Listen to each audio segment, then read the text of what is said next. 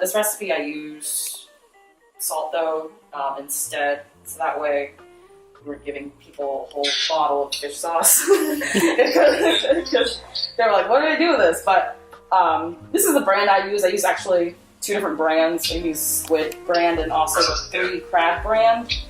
My mom told me, she was like, okay, this brand, the Squid brand, is used for marinating and cooking with, and then the other brand is for just sauces. So I was like, all right, so I've been doing that ever since, and I always have 2 different bottles of fish sauce and go through a lot. Yeah.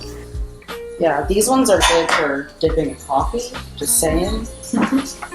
They're ready to go.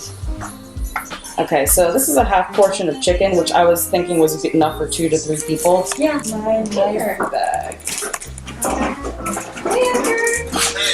Here, Yes. do you want to talk about like kind of where you've taken the recipe and everything? Hi, Edgar. Pretty much instead of the chicken and dumpling, I went with a more cultural cuisine, so that way it was a little bit more personal. So it's almost the same process as like the chicken and dumpling recipe that I sent you, but the chicken is marinated. Here's like a quick little demonstration, but we're gonna go through everything, and I wanted to do something that was like something like a little bit easier than the chicken and dumplings, and a one-pot situation where it was like it could be made in an hour. But then with like the dumpling aspect, I went with an apple dumpling for dessert. I'll show you a little bit of that. Tested with, I used a Crimson Crisp, which is a little bit smaller than a Honey Crisp, but they're both like very good for baking, like for pie and things like that, because it's firmer than like a Granny Smith, because the Granny Smith is more like mealy.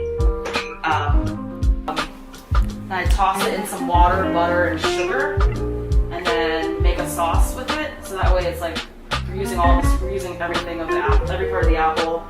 And we make a glaze with that. So that way, with the skin, and then when it bakes in the oven, glaze the outside of it like every 5-10 minutes to create that like glossy effect. And then the dough is just really good butter, flour, and a pinch of kosher salt.